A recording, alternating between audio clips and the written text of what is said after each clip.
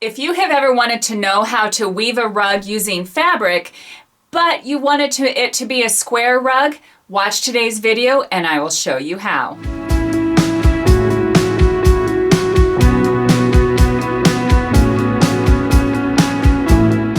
If you're new to DIY on the house, then you might not be aware that I am pretty much obsessed with weaving. I have wove rugs, blankets, pot holders, pillows, and today I'm going to weave my first square rug and show you how. But the really cool thing with this is the loom for this rug came from a piece of artwork. We made you a video on how to make the loom out of the artwork, and the link is down below. But today I'm going to show you how you just use scrap fabric. You can use sheets. I've done videos with blankets, with twine. Almost anything goes, but today I'm going to be using some poly cotton and some cotton scraps that I had left over for some projects to weave a square rug. So let's get started. Okay, this rug measures approximately 30 inches by 30 inches, and the loom is made out of a piece of artwork. It's a frame that we found at the thrift store. Ross did a video on it, so check the link down below of how he reinforced it and how he installed the rods on the side. The rods are the ticket to make a nice even rug that has even sides, square sides, instead of the hourglass effect. So this is the color palette I'm going with. The first step is to put the warp on your loom. Warping is the method of putting your fabric strips back and forth, going from nail to nail. Then we weave sideways with the fabric. You can use sheets, you can use cotton. I have videos on how I've done blankets and twine. I have one going for flannel. There's just all different options. When I'm using scrap fabric, I try to make my strips the longest distances possible. So this is a pretty long piece of fabric, and you just simply cut them or rip them in 1.5 inch sections. And you don't really have to measure, so you can just eyeball it. There's roughly 1.5 inches, and you can rip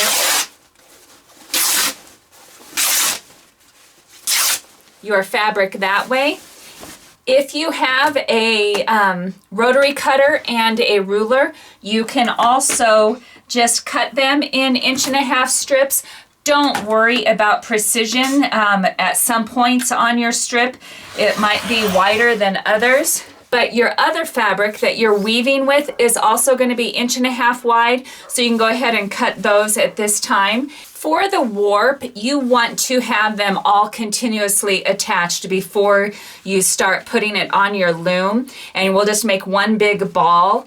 For your weaving, don't connect those ahead of time. It's too cumbersome and not necessary. We'll join them as we go.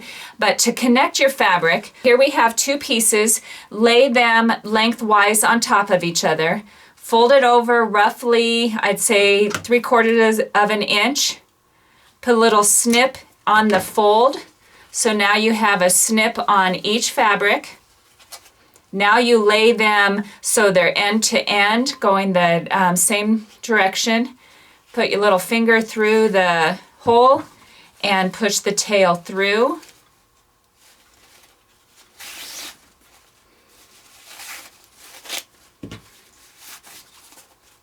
And now you have your fabric connected. So we're going to connect all of the warped fabric and roll it into a ball, and then we'll go on to the weaving fabric. To calculate how much warp fabric you need to have continuously joined together, count the number of nails on your loom, take that times 2, and then take that times the distance between your nails. To warp your rug, I have all my fabric joined end for end, and you just tie a loop in the end of your starting one. So just a small loop. It doesn't have to be any certain dimension, just enough to go over a nail. Okay, so there's the loop, and you just put that over the first nail, and now you just weave back and forth around each nail, pulling it pretty tight in between. Nothing crazy, but you don't want to have a bunch of slack on the warp fabric in between. And you just continue this across until you get to the other side. When you get down to your last nail, just estimate where to tie a knot to create a loop on this end.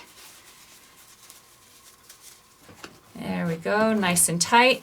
And we can cut off any excess, leaving a good 3 or 4 inch tail. I wish I could give you a direct answer of how much fabric you'll need for your rug. I don't ever go out and buy just yards of fabric. It's a sheet or it's scraps or it's leftover from project. So here is a visual of what I'm starting with on this rug. To get a good ballpark, you're probably going to need at least 4+ yards of fabric for your rug, depending on the size. But we'll show you at the end how much fabric I have left. Okay, you have 2 choices on how you weave your rug. You can start from one side and go all the way down to the bottom, or you can start from each end and meet in the middle. So today I'm going to show you how to start on each end and meet in the middle. I have no preference. It can go either way to me. It really doesn't matter, but I have not done a video on meeting in the middle, so that's what we're going to do today. For this pattern, I am going to choose to use a constant navy the whole time. The other side of the fabric, because you weave with 2 pieces of fabric at a time. So the other piece of fabric is going to alternate between the light blue and the cream. So to do that, you join your fabric just like you did for your warp. You just put a snip, line up your snip, and pull through the tail and pull it tight.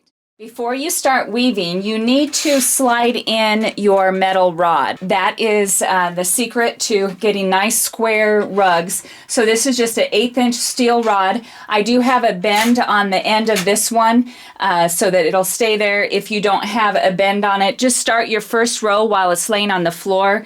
And once there's tension on that, that's fine. It won't slide out. So you have your pieces. Again, I'm going to always be doing a navy and then rotating the cream and the light blue. So you go around your rod. You pretend that this is one of your nails, basically, that you always, every row, go around the rod. So we're going to start by going behind the rod and coming up underneath the warp. If you don't come up underneath your warp, then your weaving will just slide off. So under every nail, there's a loop. This is the loop you created when you were warping, and so there's a hole underneath each one. There's a hole. We need to, on the very first row, go in that hole. So I'm going to pull up the light blue through that hole. I came up with the light blue, so that means I go back with dark blue. While I'm at the back, I keep my finger there and just push the fabric up in the next hole underneath that nail. So whatever you came up with, you go back with on the opposite color. Okay, so dark blue came forward through this hole. Light blue is going to go back through that hole and come up the next one. Light blue came forward, dark blue goes back and comes up the next one.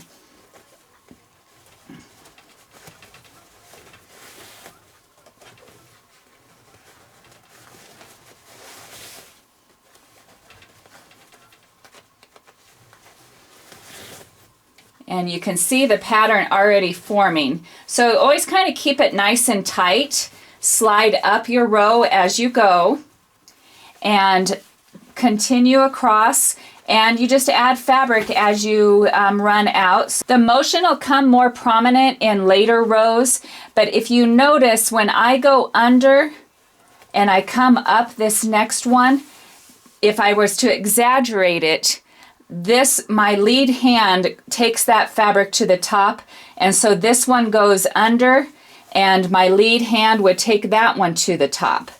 And so that now it's the dark blue's turn and it comes to the top.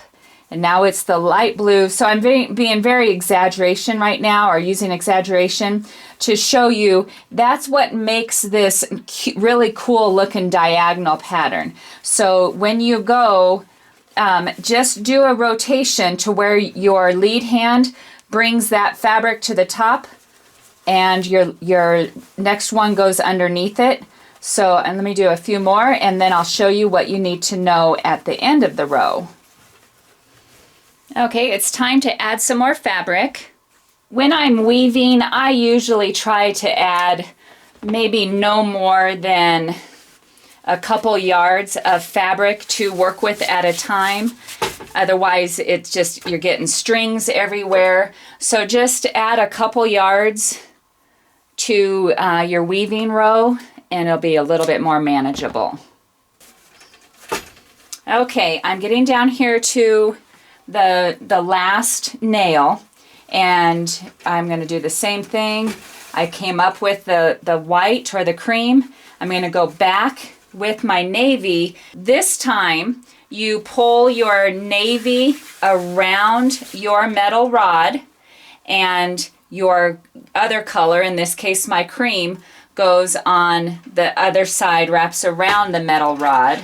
So at this point you need to make sure that your colors are on the opposite side of your bar. One is on the back, the blue is on the front, and now you just continue. By you going underneath each nail, it has created a gap of 2 strands. Here's 2 strands and they're clumped together. So we are going to weave in these new gaps. So every time you're going over and under 2 strands of fabric, 2 warps. Okay, I'm to the end of that row. And now we need to go around your metal rod.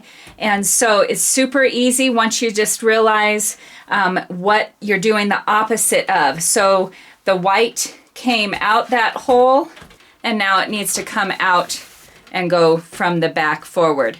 The blue came out and around, so we're going to go blue and come back up in the next hole. So when you're doing a constant color, it's going to make a checkerboard pattern. And so that's one way to know if you've done it correctly, is every other stitch is going to be dark blue, then a cream and a light blue. Now you just continue your motion. This is your lead hand, so it goes up. Here's your lead hand going up. So there's 2 strands of fabric here. And so I'm going through around both of those.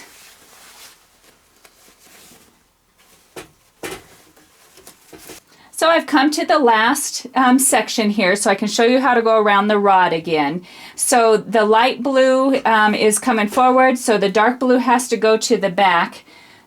Go ahead and pull it.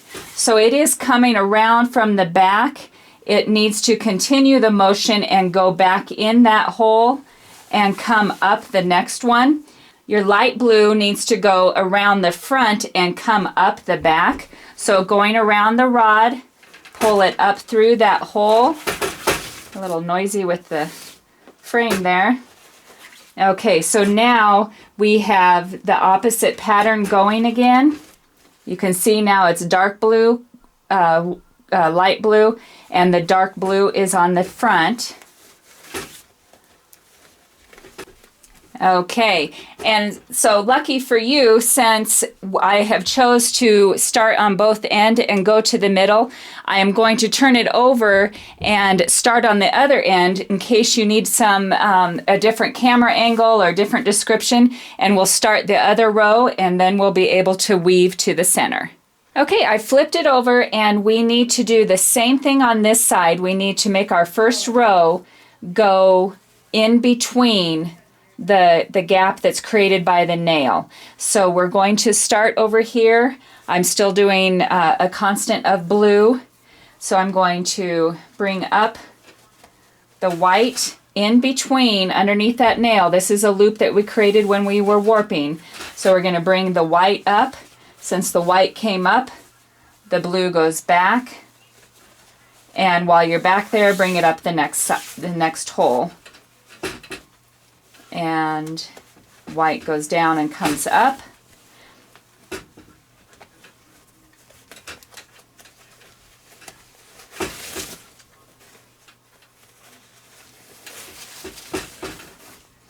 So you're still creating the same effect. My white goes back, and to exaggerate it, it goes up. My blue goes under it, and then it goes up. The white goes under it, and then it goes up. So that's an exaggeration to be able to get this angle pattern going. Then when we get to the other side, we'll go around the rod, and then you can weave back to the other side and just continue and meet in the middle, which I'll show you how to do that when we get to that point. If you ever have any questions while you're doing your project, please comment and I will get back to you. I have made just countless rugs, and so typically through conversation, or maybe you could email us a picture, we can help you out, because these are just a ton of fun to make. I'm excited about this one because this is our first square rug. All the other ones have been rectangular or circle, but this artwork that we had found at the thrift store was a square, and I accepted the challenge.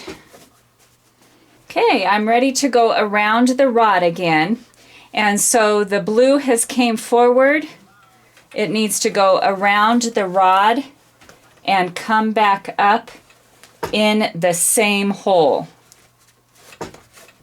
The cream, it goes back, so it goes behind the rod. And if it's too tight to get your fingers here, you can use a crochet hook and bring through your fabric that way. Okay, so it came from the back of the rod.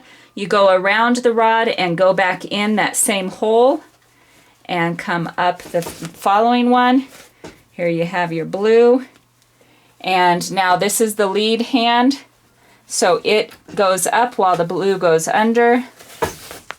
Blue goes up while the white goes under. So your lead hand is the one that's always going to the sky. So continue weaving. Just a couple things, always pull tight, push up tight, because the tighter your weave, the more uniform your rug will be. And then I will show you how to meet in the middle.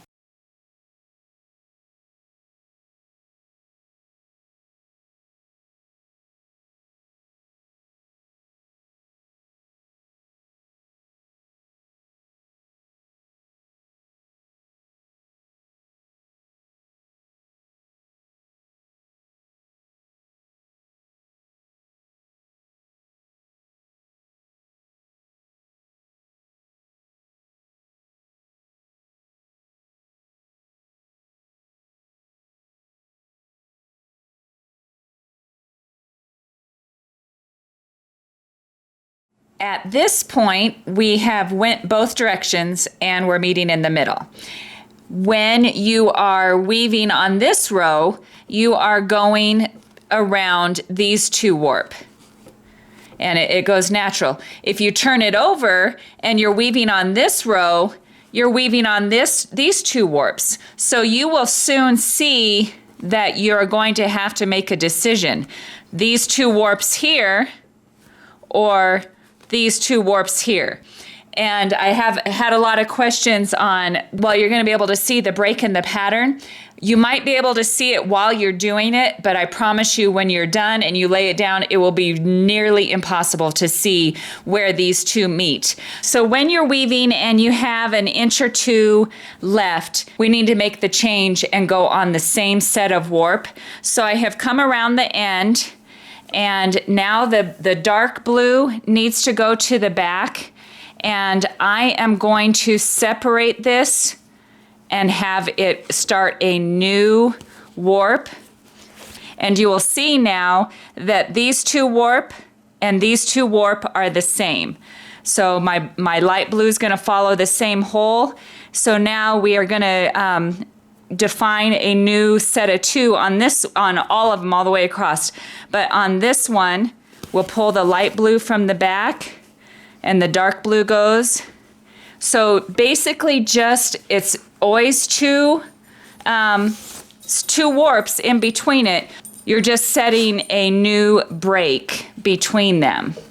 So here's a new 2. There's where it was before on the row previous, but we now have the warps are lining up with each other. And it is getting pretty tight, which is whether you go all the way down and finish it on the end or you go to the middle, your warp is going to be tight. So that's a good thing. It just does slow you down a little bit. So I'm finding if you put your finger down at the base of where the warp is on the bottom half, put it in there, and that creates the hole to bring up your weaving. So putting my finger in there to create the hole and bring up the weaving. So look at how cool this is. Now we have defined holes to do your remaining couple rows. At this point, we only have a gap that is about a row width left. So I have come across with this row. These strings here are the ones that have come up from the other side. So when you get to this point, you kind of want them to meet together. So I'm going to finish this row here and go back the other direction. I would suggest not joining the 2 on an edge. Join them in the body of the rug. But it is, like I had said earlier, this is getting tight. So this is where a crochet hook might come in to play. Just stick it in and pull it through that way if it gets too tight. I only have a few warps to go around here, so I'm continuing weaving. I came back around this direction, and you just have to fuss with it because it is tight. And we're going to be ending up coming up. Let me get this through and I'll show you. So you have come up on, this is the white is the one that came up from the bottom. The dark blue is the one that has come over. So you overlap. So right now I'm going to just continue weaving the same direction I was for about 2 more stitches. So, and here goes my blue.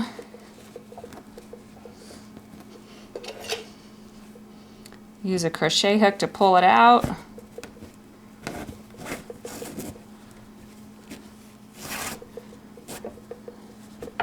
Okay, and I'm going to do my dark blue. And you might have to put your crochet hook around the back if to pull it out, to pull the fabric. So I'm reaching around the back right now, and I'm going to pull it up in the next spot.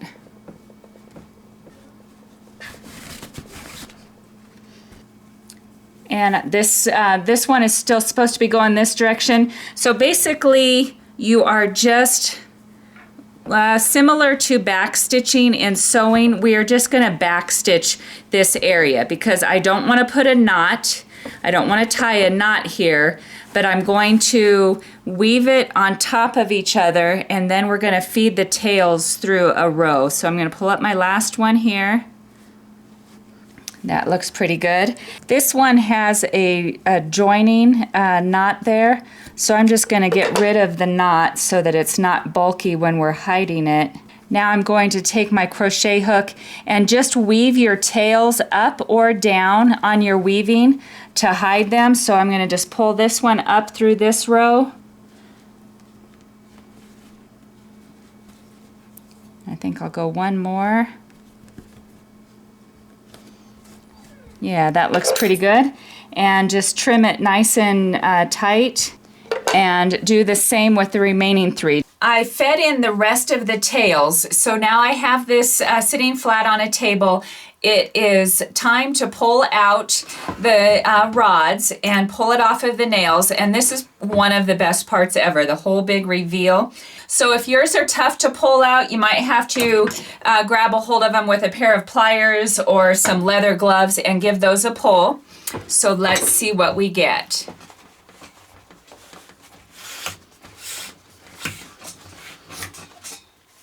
Once one of the rods are out, the other one should pull out pretty easy. Now we just pop it off of the nails.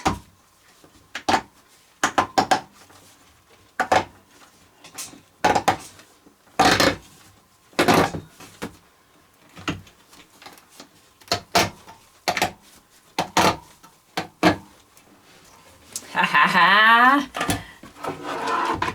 There is not a right side and a wrong side to this pattern. Both sides look the same. Since this one has the weaving in it, I might consider that to be the wrong side, but in all honesty, they both look fantastic.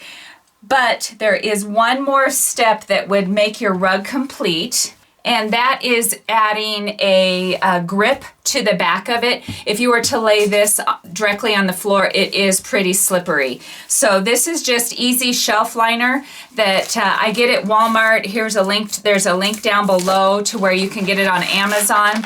Some people have commented on other rug videos that there's a rug backing that you can put on it. This just works for me. So I just unroll it. Just keep it in a good 2 or 3 inches from each side. So I'm going to just cut along the line.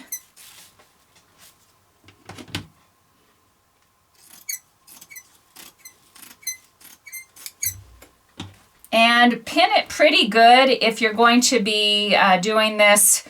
I like doing crafting while we travel or while we go camping, so I'll get a whole bunch of projects done ahead of time. So if this is going to be done while you're sitting somewhere, I would pin it pretty good all the way around. If you're going to be doing it right away, just a few pins to keep it in the right spot. After you have it pinned, just take a coordinating piece of thread and just lightly, loosely, whatever the right word, just whip stitch it around the edge there. So just tack this to the back. I do have a video on the channel of how we wash our rugs. You can wash your rug right with this foam still on there. I've never taken it off, and I have several rugs that have been washed several times and it stays on just fine. So we're just going to whip stitch around the edge of each of these pieces, and then your rug will be done. Okay, remember I said I was going to show you how much fabric I had left over from the initial pile?